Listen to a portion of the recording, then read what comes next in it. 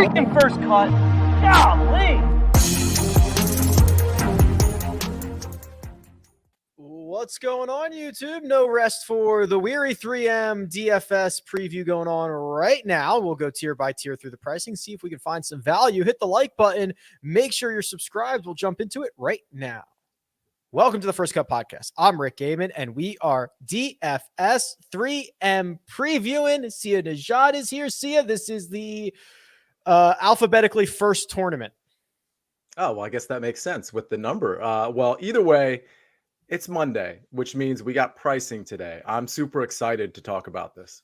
Greg DuCharme is here. Greg, sorry we missed you. We missed you last night for the Open Championship recap. You and I were just jiving off air. We probably could have spent 2.5 hours more on Rory McIlroy, but it's good to see you, bud.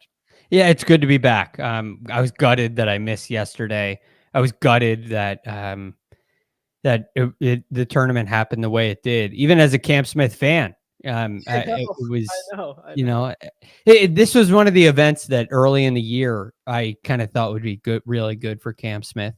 It reminded me in a strange way of Kapalua in some elements, kind of open fairways, not a lot of wind, big greens, kind of reminded me of that in a way. So it made sense, but the way it happened when you get to Saturday night, it didn't make sense, but it was an all world performance and we're left gutted, which is kind of an odd place to be. So very, very interesting Open Championship. But I'm psyched for the 3M Open. Looking through this lead, I mean, there are some guys here who have been playing some really good golf. I think this is kind of a sneaky, underrated DFS board we have. Mm-hmm. Yes, for sure.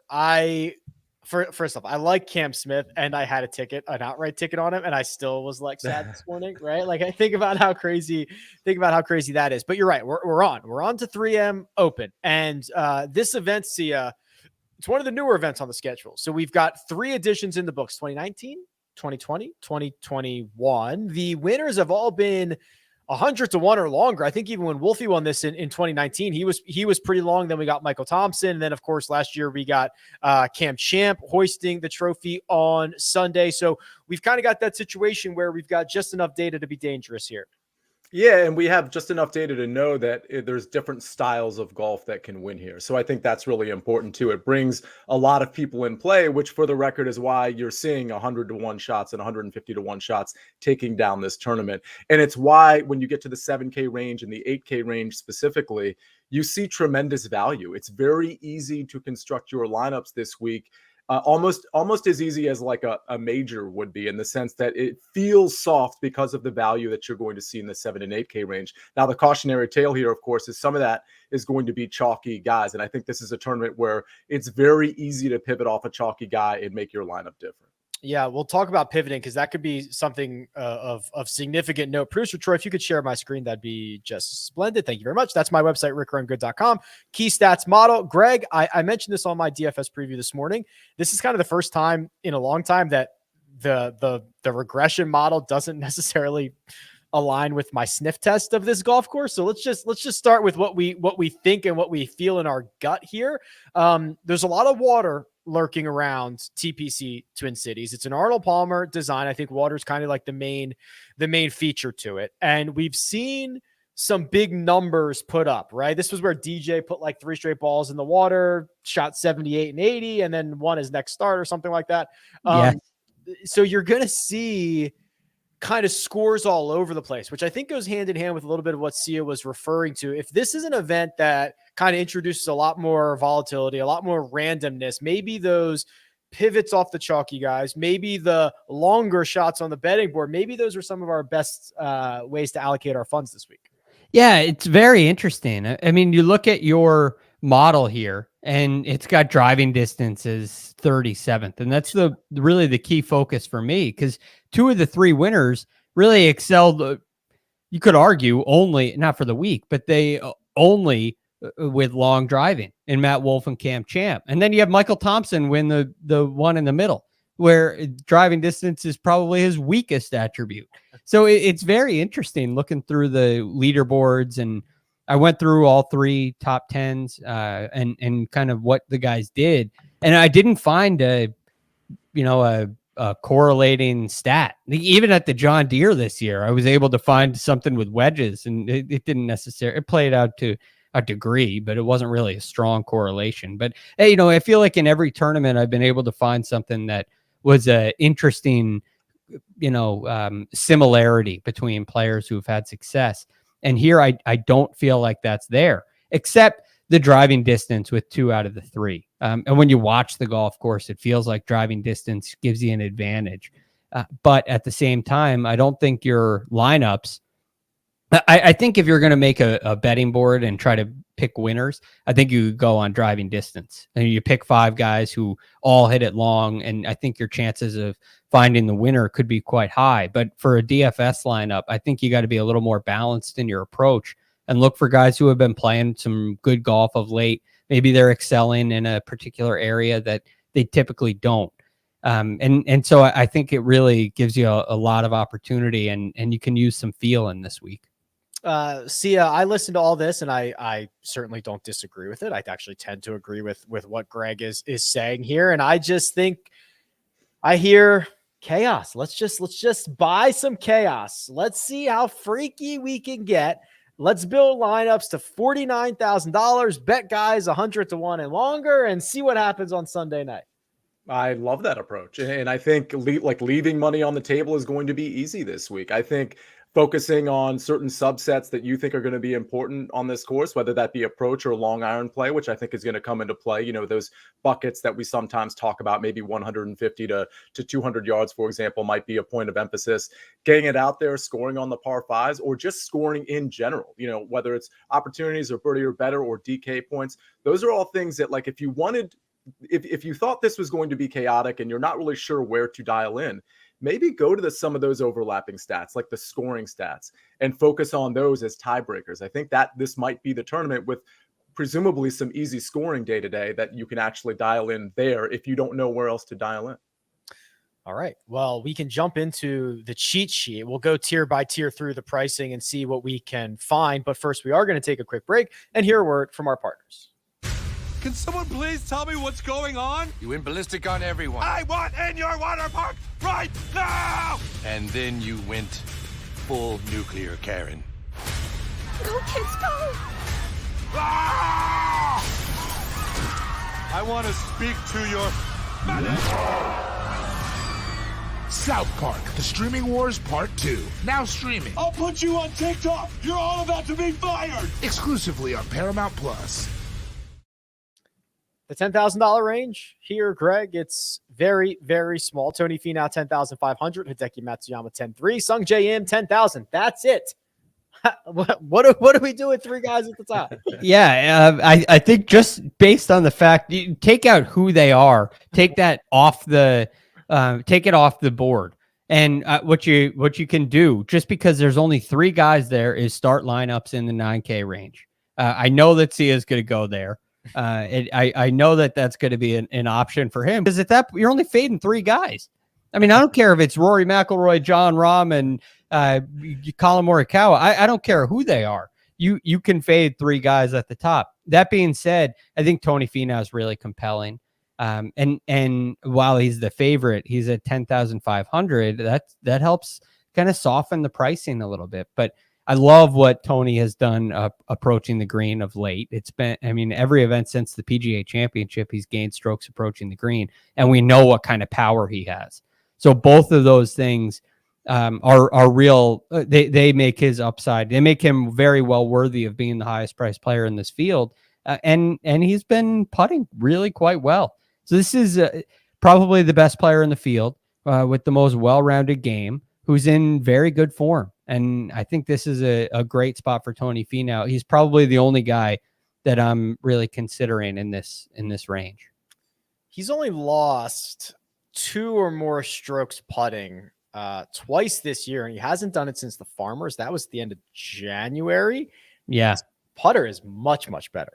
Great. Yeah, that's a big improvement. And again, that's like what I was saying earlier, where look for guys who have done something really well that they typically don't. That is, well, one, it's always a good opportunity. It gives a player real confidence. When you have a great ball striker who's suddenly putting well, they feel Like it frees you up so much. And Tony's a great example of that, even though it's a little longer form than what I typically look for. It's been a great putting year.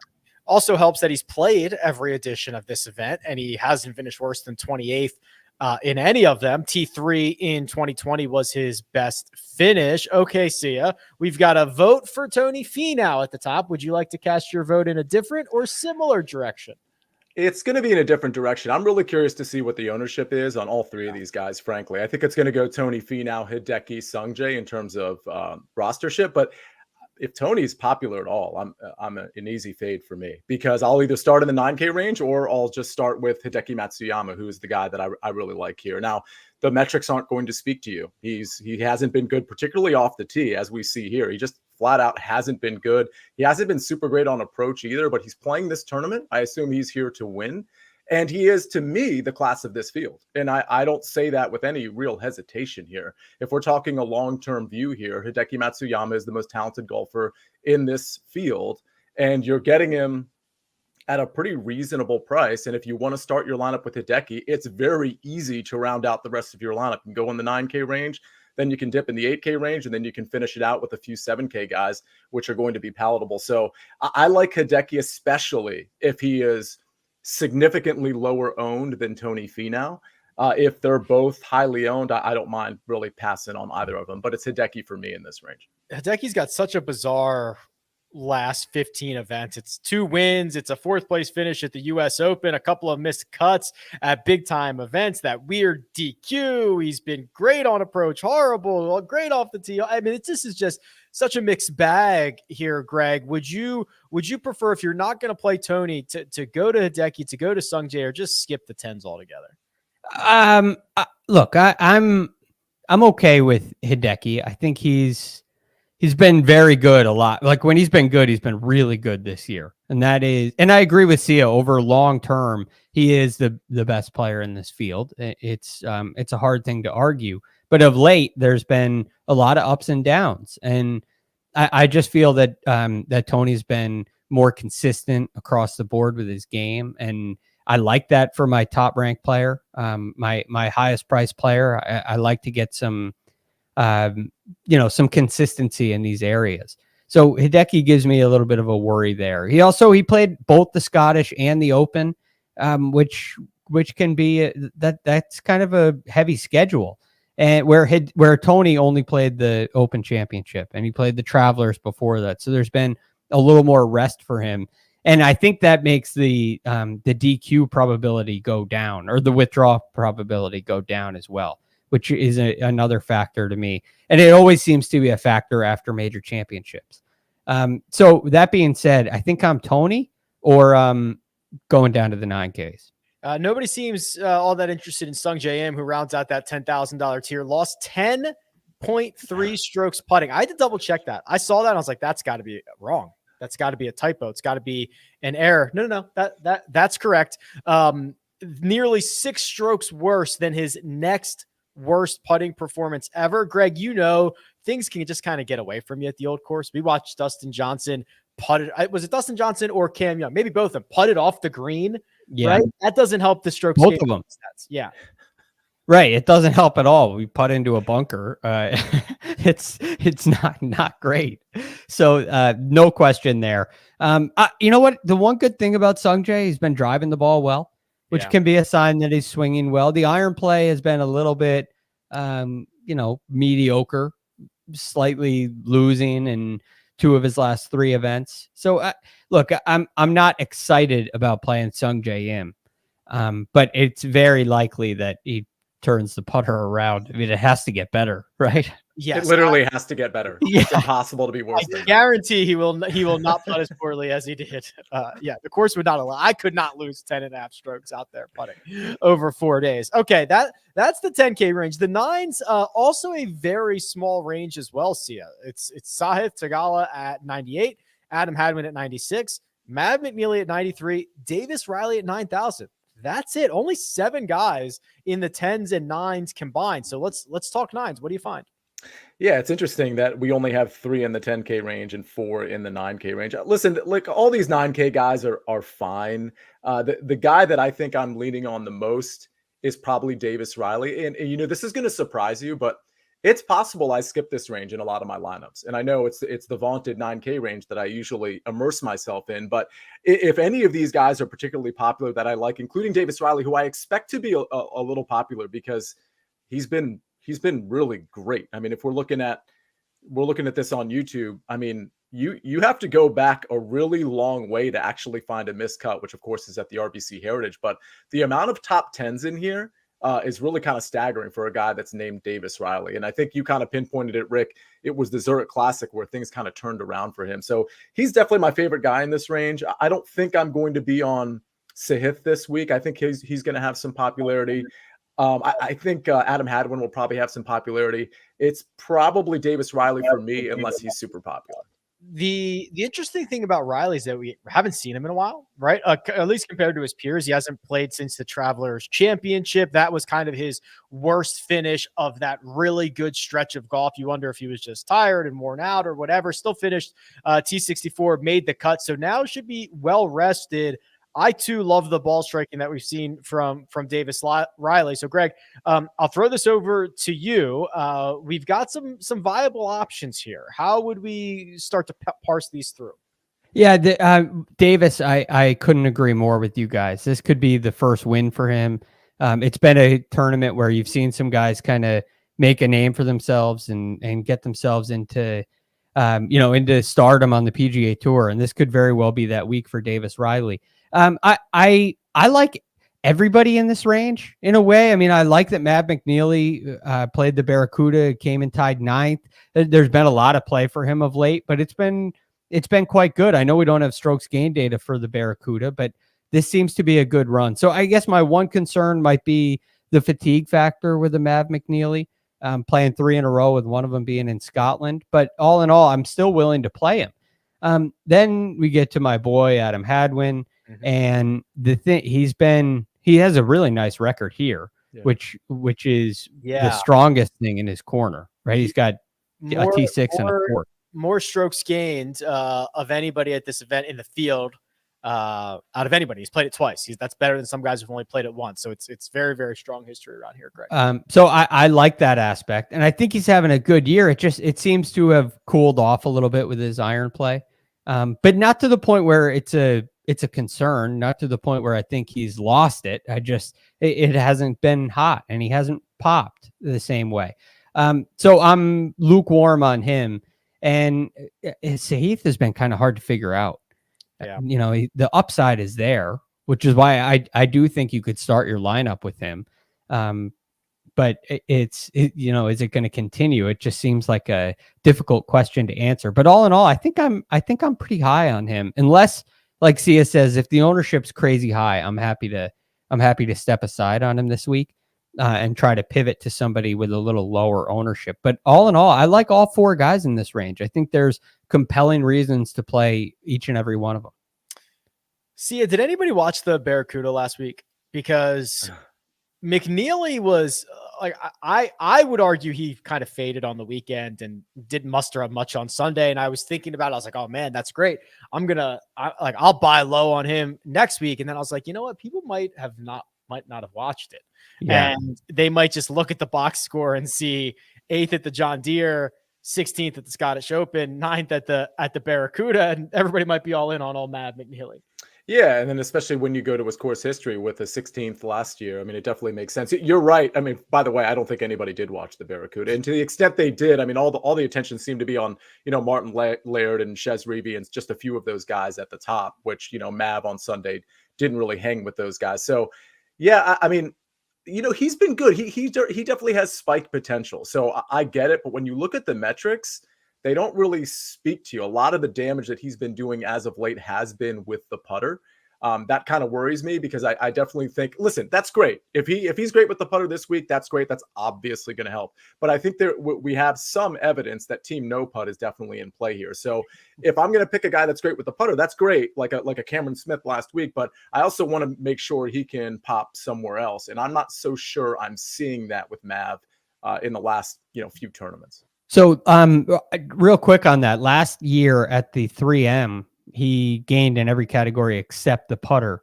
You looking at that saying, okay, well, this year his ball striking isn't good enough. Like, do you think there's any correlation in horses for courses with ball striking?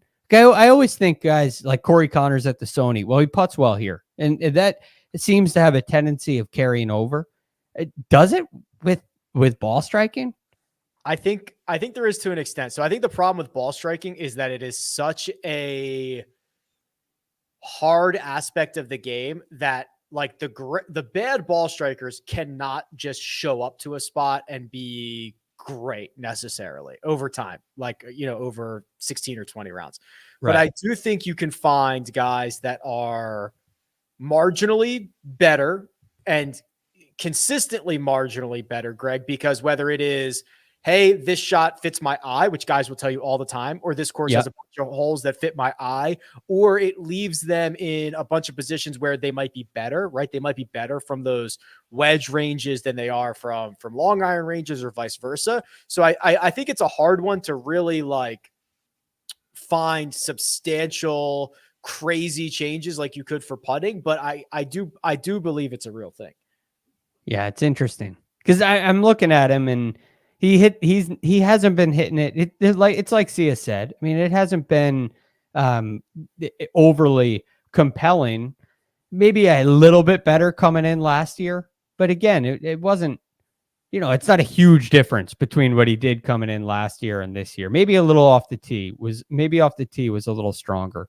But I guess it was stronger. Talking my way into Sia's corner here, but it's just an interesting thought. The 8K range is fascinating. And then there's about 1 million guys in the 7s and the 6s. So we will continue our trek down the board. But first, we're going to take a quick break and hear a word from our partners. And we're back. The $8,000 range. I think this is the most interesting range on the board. It starts with a couple of Camerons who are on a good run right now. This time it's Davis and Tringale. Ches Reavie, fresh off his victory. Adam Long, JT posted. Mark Hubbard just withdrew, right? I got to remove him from this? Yeah. Okay.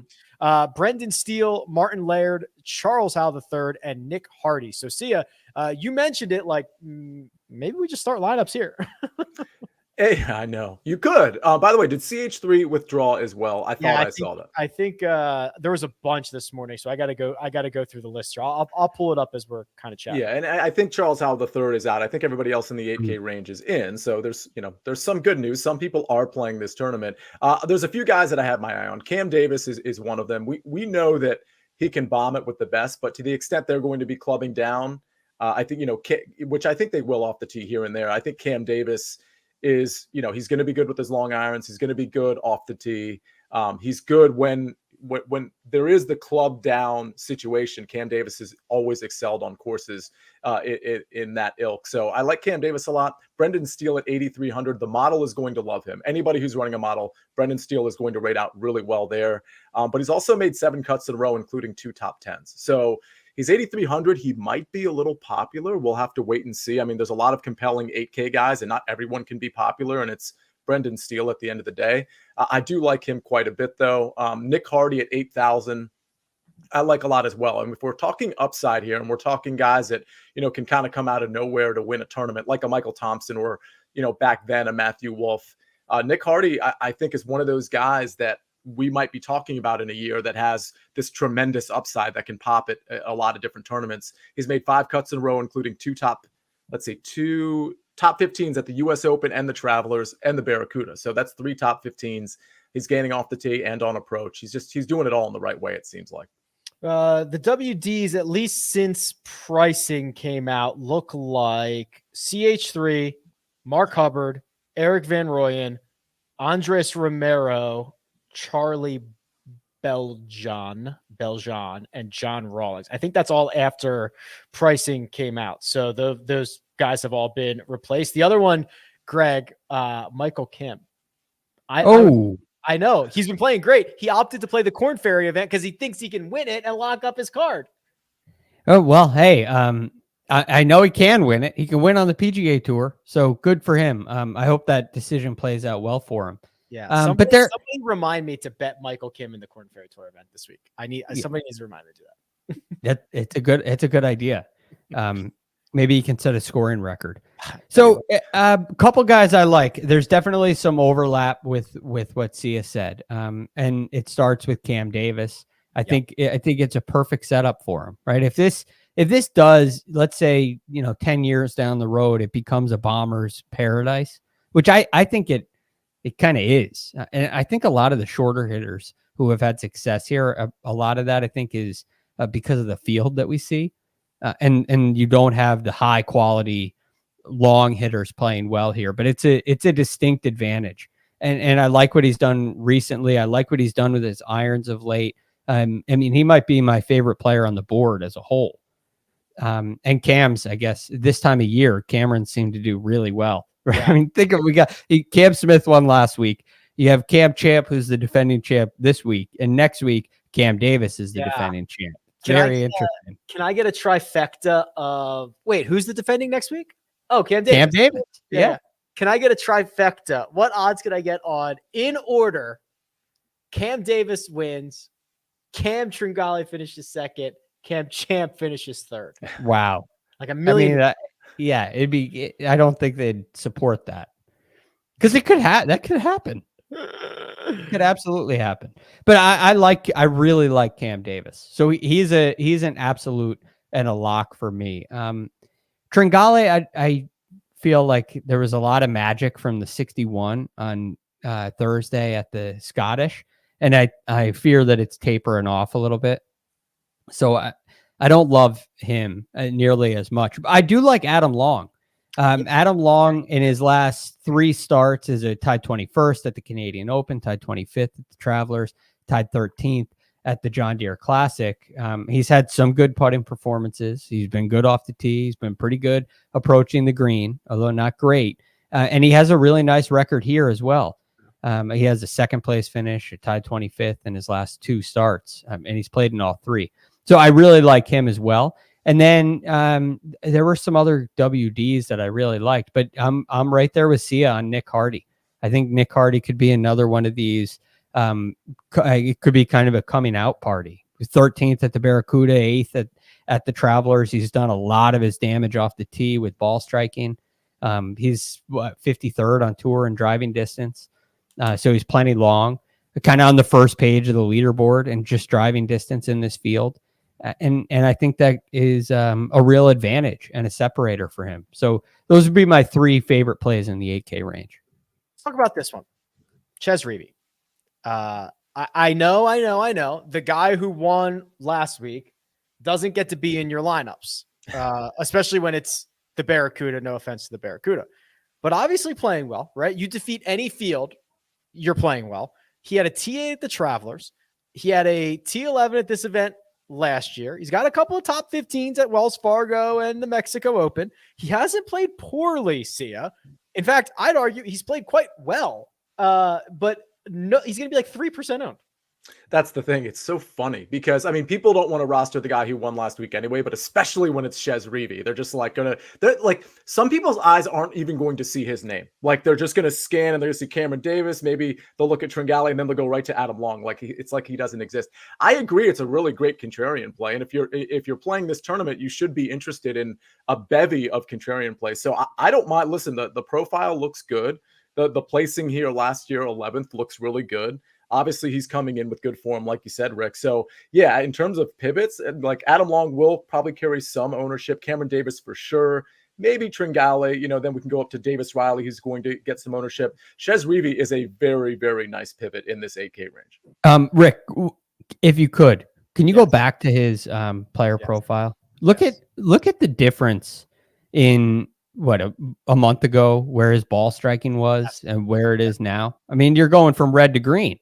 It's a block of red to a block of green. And Greg. I think that's a sign that he's found something with his golf swing, and he can flat out hit it when he gets it going. And if I know we don't have the data from last week, but I imagine the green in the ball striking category would be a little bit darker in that one, and that would look a lot better if it was. So I think there's been a substantial, noticeable improvement for him that has a tendency of lasting. I agree with you. He might just pull off that. Remember when Brendan Todd just went back to back out of nowhere? Yeah. Yes. Yeah. It's kind of got some similarities, right? Not the great. Yeah, it really does. And then the other thing too, we've had kind of a lot of back-to-back situations this year. Whether it's the defending champion or, I mean, my rule is like completely out the window. You got cooked on that this year. Cooked this year. So I think I'm done. I think I'm putting that aside. Maybe I'll bring it back next year, but for now, I'm willing to play Shea Reve. Shea Reve, baby, let's go. $7,000 range. I kind of made the argument earlier, Sia, that there's not. I love the 8Ks. I don't think there's a substantial difference between some of these guys in the 7K range. I'm not going to read them all, but Goddard, Palmer, Champ at the top. It goes down to. Let's see here. Bramlett, James Hahn, Michael Gligic. What can we pick out of the sevens? Well, first of all, you're right. I mean, no offense to Chez Reavie, who we just talked about as a contrarian play, or let's say Martin Laird, but you could put both of those guys in the 7K range and then take whichever guys you wanted to here, like Cameron Champ, vault him to the 8K range. Adam Svensson, vault him to even Emiliano Grillo, who I like this week. So you're right. Like, again, I say this once every like 4 or 5 shows. Do not get stuck in the ranges like, oh, I really need a 9K guy. I want an 8K guy. And then I don't want to leave too much money on the table. Like, you might end up leaving $500-600 on the table this week. It's totally okay. There's a lot of guys I like in this 7K range. And I think the 7K range really gives you flexibility to construct your lineup however you want, whether you want to grab 2 10K guys or one 10K guy and load up on 8K or 9K. The 7K range gives you that liberty, even in the low end, to do that. So I'm just going to name, I've got a lot of names here, so I'm just going to go like really sort of rapid fire so I don't take up the entire show. Ryan Palmer, I think, is interesting. The metrics will not speak to you here, but I do think as far as a pivot is concerned, everybody's going to be on Chris Goddard. He's just kind of the new kid on the block. Yes, he had one bad performance over the last couple of weeks, but like people are still going to be on him, and especially because he's in the 7K range, they look at his upside and they're just going to be all over him. I do think Ryan Palmer sort of has the pedigree to be a top 10 guy in this tournament, even though the metrics have not really flashed at all. I will note he's 108th in the FedEx Cup standing. So to the extent you think he's going to be making a push, not only to make it within the top 125, but to qualify for the BMW Championship and beyond, he is a veteran here. So I do like Ryan Palmer as a pivot. Emiliano Grillo, I also think is going to be pivot potential off like a popular Goddard or maybe a popular Adam Svensson. And I like both of those guys, but really not like Svensson and Goddard, but I just think they're going to be too highly owned. Grillo is coming off a miscut at the Open Championship, but he had a second place at the John Deere Classic. He's been great off the tee, and he's been good with the long irons specifically. A few other names: Austin Smotherman. He's shown an ability to spike on approach and is gaining off the tee on a pretty routine basis. Short game is a problem for Smotherman, but I don't think that's going to be or it can be a problem, I should say. I don't think that's going to be a huge issue for him here. Juyeon Kim, starting to become a popular name. The value is still there at 7,300, so it's sort of hard to pass up that price. And then a few low-end guys. I'll go Chesson Hadley. I'll just note he's sort of come on here a little bit lately. He's 143rd in the FedEx Cup standings. I'm sure he knows that. And, the way he's been playing, it wouldn't shock me at all if he gets some more FedEx Cup points out here. Lee Hodges at 7,000. Miscut at the Barbasol, but that was because of a rare bad putter. I think he has tremendous upside too. And the last guy, I don't know if you guys remember, about 2 or 2.5 months ago, I said it was Tyler Duncan week. And literally 5 minutes after the show, he withdrew because he couldn't take the pressure. But this is a new Tyler Duncan at 7,100. He's gained ball striking 6 tournaments in a row. He rates out very well with the long irons. It is, are you ready for it? It is Tyler Duncan week at 7,100, folks. Breaking news: Tyler Duncan has withdrawn. I knew it. I'm kidding. Not yet. We'll keep an eye out for that, though. Smotherman, the guy that we've been playing, who's like, and he's great, right? He just finishes like T25 every single week. He had that 8th place finish at the Barracuda. Nobody was watching. Now we're watching Austin, and he looks exactly like that kid that the Orioles just drafted. Oh yeah, Holiday. Yeah. That's kind of similar. All right, Greg, did Sia leave you anybody here in the 7K range? Yeah, he did. Absolutely. So the Goddard, I understand the upside. And I may find myself in that trap as well. I can foresee a Matthew Wolf kind of situation coming up with Chris Gotterup. So I'm a big fan of him, big fan of Svensson. Ownership's a concern, as Sia pointed out, but there's good reason for it. Grillo also, I really like him as well. This seems like a great spot for him to contend. It seems to check all the boxes of the type of tournaments he typically does well in. Some of the guys that he did not mention, I don't believe you mentioned Wyndham Clark, who I liked last week at the Open, and he made the cut but didn't do anything else. He lost 7.46 strokes putting. Wyndham Clark's a really good putter. He typically doesn't do that. So I'm kind of boxing the Scottish Open, where he lost 2 shots putting, and the Open, where he lost 7 shots putting. And I'm saying that turns around back in his favor this week. And I love his driving distance. I think that could really be a nice advantage for him. And then the other guy, Joo-Young Kim, also, who Sia mentioned. May I jump in there? May I jump in there? Yeah, please. Because we actually do have real breaking news for Joo-Young Tom Kim. As of 1 minute ago, has just accepted PGA Tour special temporary membership. So Tom Kim now gets unlimited sponsors exemptions through the rest of the year. This is similar to what Will Zalatoris did. And he has to earn as many or more non-member FedEx Cup points as the final eligible player from the FedEx Cup standings to qualify. He currently has 296 points, which puts him between 131st and 132nd right now. So Greg, we are probably going to see Tom Kim sprint to the finish line and play many more events the rest of the way. Yeah, he's got 3 chances, right? 3M, right. Rocket Mortgage, Wyndham. I was counting. I already gave him the other 3 playoff events, but that's not. Yeah, but you're one good week away. One good week away. This could be it. So, and he's only like 20 years old. So yes, he is the youngest player to join the tour as a special temporary member since. Anyone? This is, I don't know why you guys would get this. This is such an obscure thing. I have no idea. It's an obscure name. No, it's not. But this is like, who would know what the youngest person to ever accept special temporary membership status on the PGA Tour? Well, Joaquin Niemann. I was going to say Niemann. It's Joaquin Niemann. Wow, you guys are dorks. Total dorks. Joaquin Niemann did it at 19 years old during the 2017-2018 season. He's like 21. He's been out there for 5 years. Yeah, exactly. He's like 19 right now. It always like, oh, there's a veteran Joaquin. Oh, wait, he's 21. I think he's really 23. It's amazing, however old he is. Total dorks. Anyway, Kramer Hickok is another guy I'm interested in this week. Now, doesn't fit that model of a long hitter. But he did gain for the first time in a long time at the Barbasol. He gained putting. He gained 4 strokes putting. He had lost in every event since the Valero Texas Open putting. So I'm wondering if maybe he found something in the putting category. It was a tied 13th last week. Kind of just been a little bit of a cut maker. But I like that performance. And then you're heading into a place where he's made the cut both times.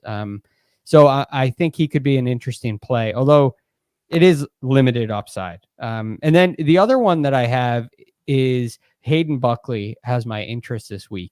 At the Barbasol, he lost 8.62 strokes putting. It had been a real struggle for him. He found something on the greens heading into the U.S. Open. It carried over to the Travelers. And it seems like he's lost it. I'm wondering if he's really lost it, or if this could be a get right kind of situation, because he's been hitting the ball beautifully. And it hinges, but I guess the point is here, his success hinges on the putter, and I'm willing to take a chance on that this week. Yeah, and that putter's all over the place. He could lose you 5, he could gain you 5, he could lose you 8, he could gain you 2. There's a lot happening with this thing, which is generally, I don't know, it's kind of a good thing when you're looking at 7,100. Yeah, I mean, it's a good high upside. Everybody has a miscut risk, but high upside miscut risk. Hayden Buckley, I love what he's done ball striking. I'll throw Michael Gligic into the conversation. 4 straight top 40s. He had a WD from the RBC Canadian. I can't remember why, but he's Canadian, so I imagine it was something bad. So if you throw that out, it's like eight consecutive made cuts. He's playing better now. He's made 2 cuts at the 3M Open in his 2 trips. The sixes. Brandon Matthews, Bryce Garnett, Hank Lebiota, Justin Lauer, going all the way down to the bottom. Boy, Brian Davis, Derek Lamley. I'm pretty sure Derek Lamley, didn't he win the Puerto Rico Open? Not a real person. I don't know. It's computer generated. Back if he did, the curse is broken. Well, back when I was keeping track of the curse, I'm pretty sure he was one of the guys I always had to look up. Yeah. Derek Lamley, 2010 Puerto Rico Open, his only PGA Tour victory. He won it by 2 shots over. You don't know that off the top of your head? Yeah. By the way, Greg, we're the dorks for knowing the name in question. He's dropping Derek Lamley knowledge. Okay. Over Chris Blanks. Do you think he got grandfathered into the curse? Yeah, he did. I talked to the curse maker. Yeah. Derek was always grandfathered in. There was a curse when he did it, so he's stuck in there. Yeah. All right, you dorks. $6,000 range. Sia, first crack. Let's talk. This is a tough range because I just don't think you need to go into the 6K range. I don't think you need to do that to get different. You can get different. Go ahead. I'm sorry. I just said interesting. So this is actually, you could strategically just ignore these guys.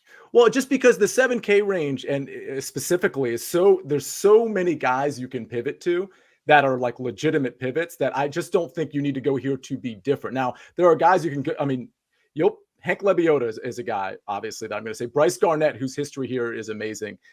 There are guys like Kelly Craft, who has been really coming on. Matt Wallace, who I don't know what's going on with his game. I thought he was going to start coming on a few weeks ago. It didn't work out. But I think in that upper 6K range, there are some guys.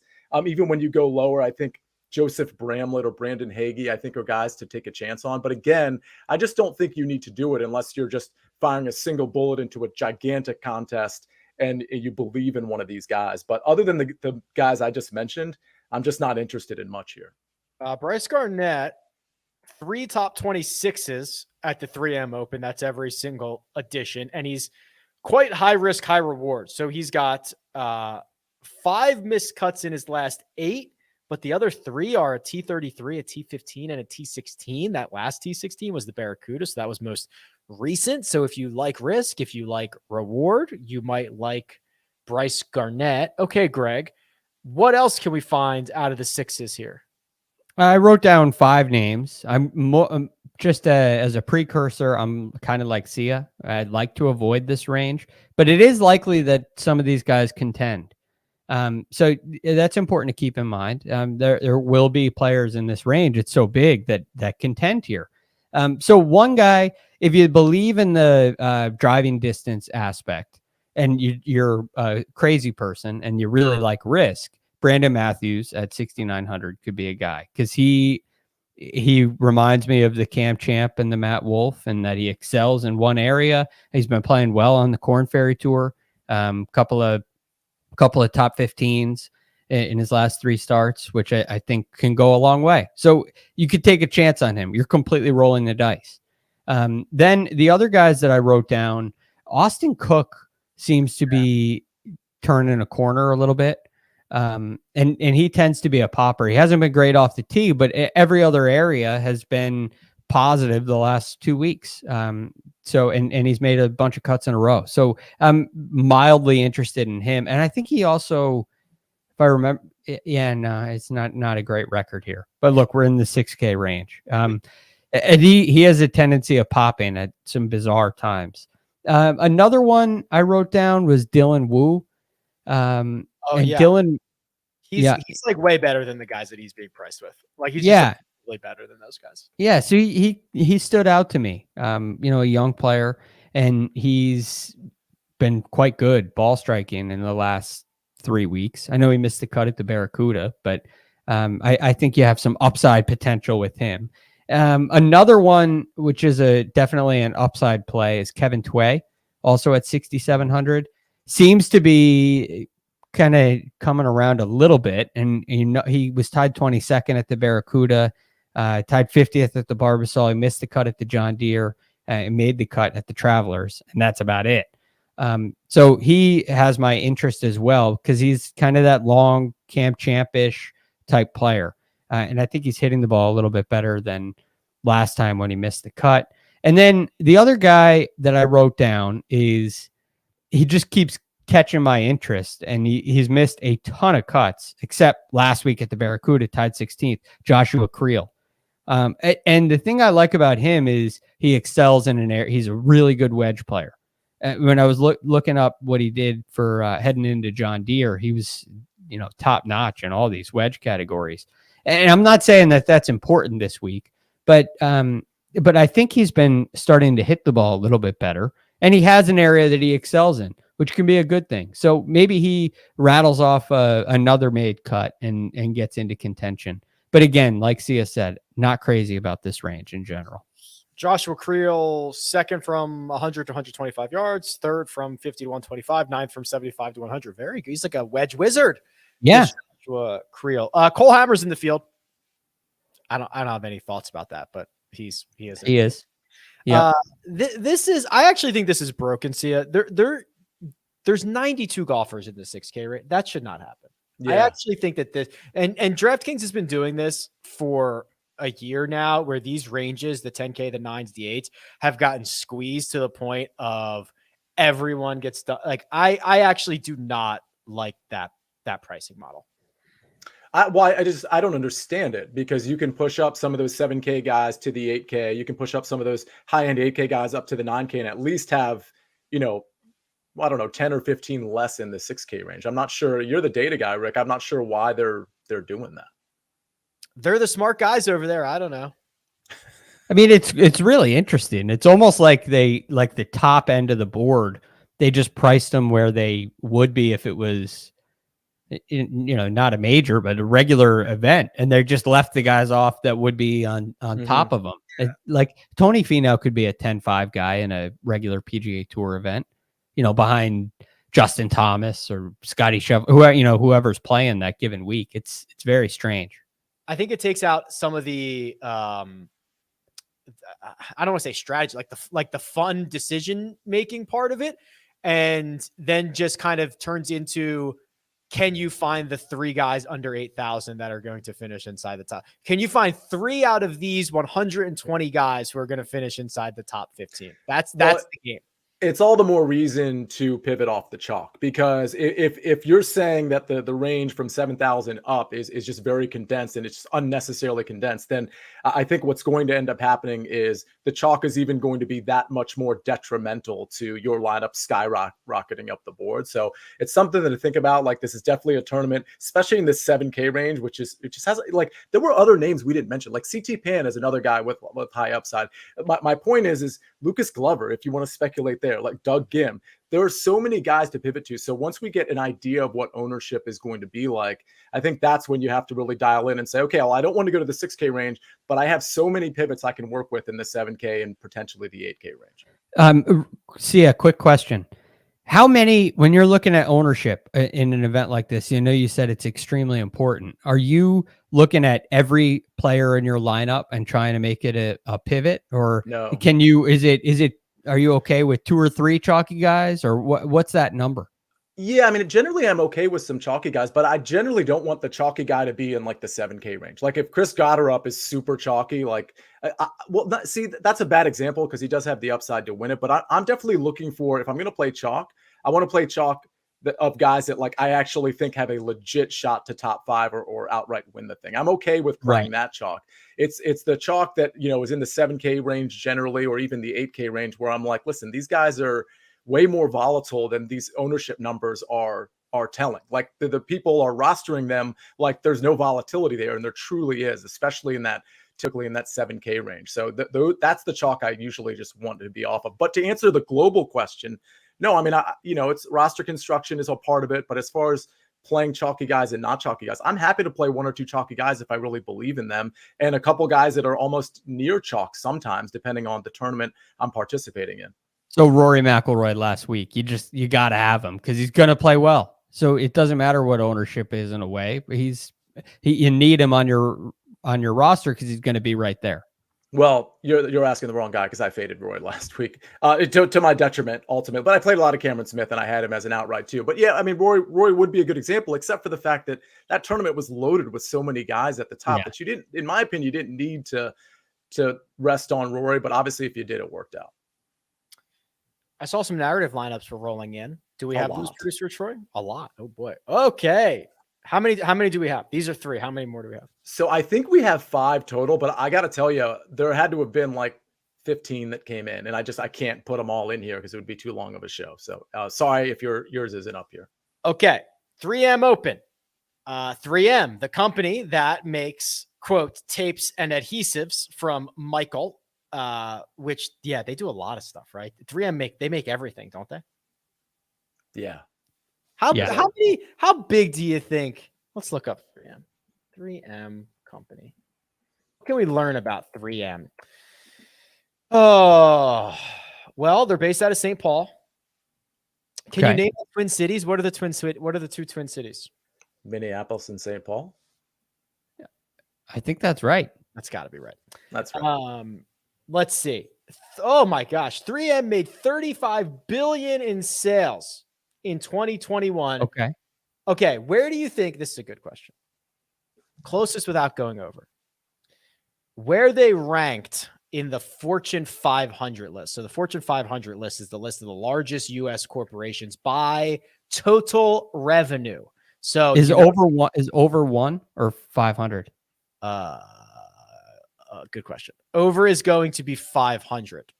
Okay. So you want to be closest without, yes. Okay, I will say, wow, this is a big range to guess because it's really a dart throw. I'm going to say 119. No, it's way higher. The reason I know it's way higher is because I don't think Rick would have asked the question unless it was an impressive number. I'm going with 26. My brain is a scary place. You should not try to get into it, Sia. Darn it. You both lose. You're both over. Really?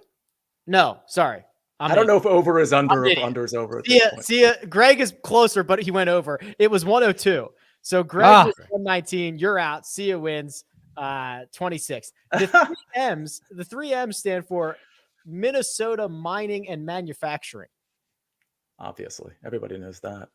Anyway, Michael's 3M product narrative name: JT Post-it Note Man, Sticky Fowler, a Sticky Fowler, Kramer Hookcock, like hook and loop, I assume, Hayden Stuckley, Max Strength Adhesive McGreevy, that's good, and Doug Tape Gim.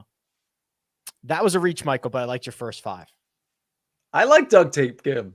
It's like duct tape. Yeah. That's good. That works. All right. 2 votes to 1. Michael, good job. Tybo. What is this, Sia? These are sodas. These are Minnesota. That's the play on words that he's going there. Minnesota. Okay, let me try this. Sun-Kissed JM. That's Sung JM. Mm-hmm. Chris 7-Up. Chris got her up. Dylan Woo. That's Mountain Dew, I suppose. Matthias Schweppes. It's pretty funny. Yeah, I like it. RC Pan. Kelly Craft Soda. Wow, that's pretty good. John, PGA Tout. I like this one. This is just very straightforward. This is the 6M. Mm-hmm. Matsuyama, McNeely, Moore, Malnati, McGreevy, Matthews. 6 M's. It's simple. Yeah. Why only do 3 M's when you can have 6? I like that. Okay, do we have more? Okay. Sia, why don't you talk us through your one here? Okay, so we've got the 3M Open. It's in Blaine, Minnesota, which makes me think of David Blaine, which makes me think of magicians, of course. Wow. Grayson, Siegfried, and Roy. That's an all-timer in my opinion. Good. Harry Higgs Houdini. Wait, hold on. Grayson, Siegfried, and Roy is like top-notch one. Got him. I got him. Harry Higgs Houdini. Chris Angel Goddard. David Lingworth Copperfield. Mm-hmm. Dylan Penn and Frateller. Big fan of that one. And Shin Lim, who by the way is a Canadian-American magician, very famous. I think he's like 30 years old. Shin Lim Im for Sung J M, of course. See, I know all these guys because there's billboards and signs for all these guys everywhere here because they all have residencies in Vegas. Does Shin Lim as well? Yes, I see him everywhere. He's the man. All right, I'm going to see him. I'll be there in September. I'm going to go see Shin Lim. Yeah, Shin Lim Im. And then the GOAT, John Markowski, graces us with, let's see, from St. Andrews to this ? Aaron missed the old course badly. Chesson, I hardly know anyone in this field. John Tringale is 18-1 to win, huh? Andrew, better off folding your laundry. Landry. Ouch. Dylan, I won't be watching on Fry Telly. And Adam Hadwin knocked out of me after Sunday. That's pretty good. See, you might have won this week, dude. That's pretty elite stuff. I appreciate it. Anytime I can even compete with John Markowski, I feel pretty good about what I've done. I think you competed. Now, John's makes me kind of shake my head because I like this week. But anyway, yours is extremely creative. Not just the names, but getting from Blaine, Minnesota to Magicians is, that's top notch. It's magical. Yeah. 3M produces approximately 60,000 products and obtained their first patent in 1924. How about this? They acquire 3,000 new patents every year. Wow. Every year, they just invent 3,000 new things. Well, it says acquire. So they're just buying other people's inventions. It would take a lawyer to let us know that. Yes. Yeah, that makes a lot more sense. They're not doing the inventing. They're buying the ideas. Maybe I could sell them an idea. They really have some brands that are just incredible. Well, I literally don't know. What? Name one. I think, what is it? Scotch tape, right? Oh, okay. Yeah, Scotch tape is a type of tape, but it's not like Scotch tape isn't the type of tape. It's the brand. And so this is like people call tissues a Kleenex. Right. A Kleenex. And that kind of brand association is incredible to me. And Velcro, I think they make Velcro too, which is not.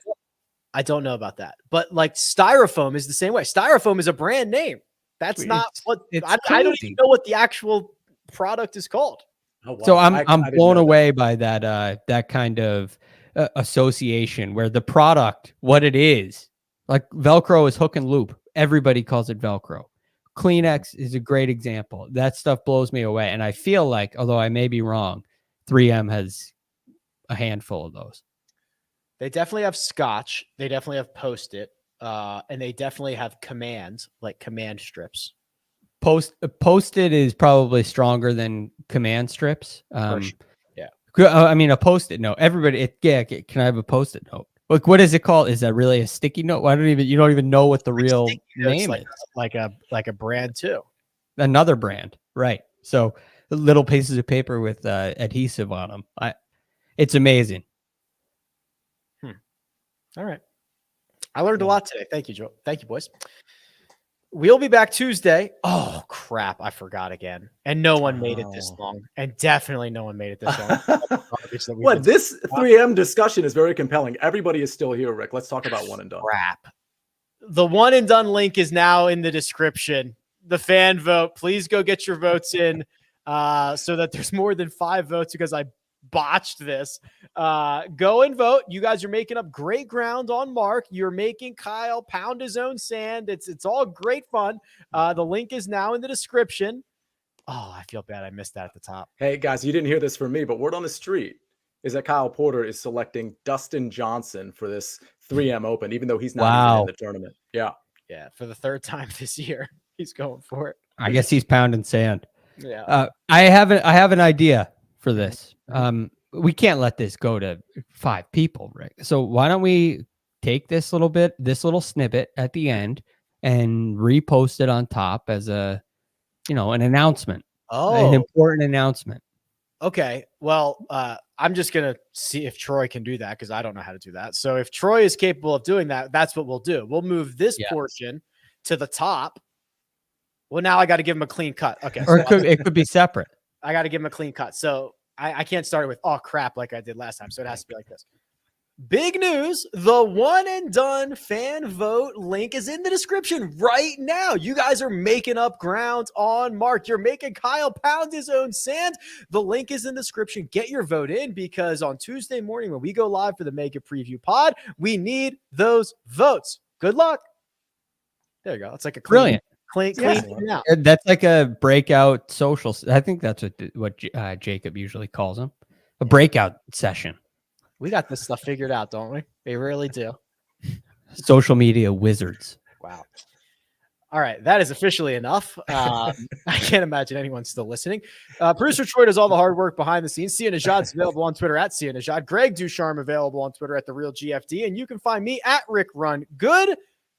This has been The First Cut. We'll catch you next time.